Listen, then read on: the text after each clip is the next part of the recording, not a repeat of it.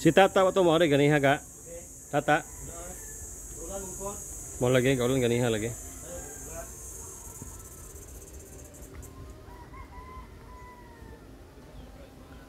Project update tayo.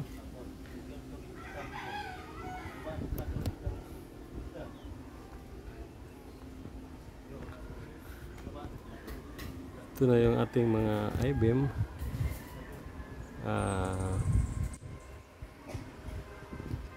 Nakakabit na pero hindi pa na full weld yung iba.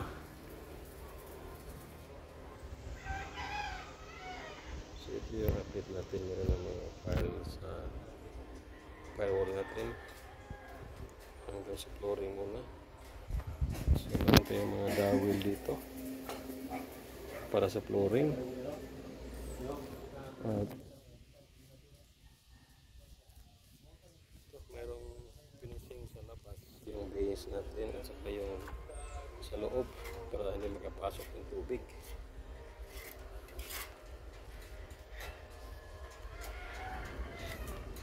Sa pitira. Nasa gagoy. Sa masahan. Ito si Gaga, all around to. Labor, mason, welder, panday. Ito si Bintong, malapit na rin. Kumahabol kay Gaga to, welder na. Ha?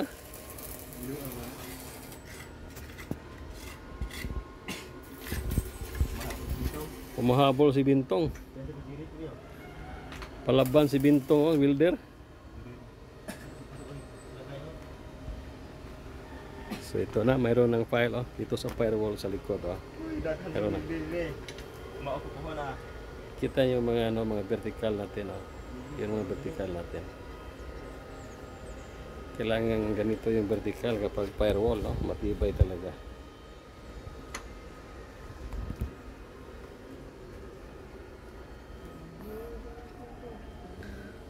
Ito yung I-beam natin, hindi pa natapos. Wala yung welder ngayon. May pista sa kabilang bayan. Kaya doon kumain ng litson. Litson, humba at yung pinakamasarap daw sabi ni Gaga, kulapo. Kulapo daw pagkatapos ng kainan. Kulapo. Si Indian pana. Kulapo.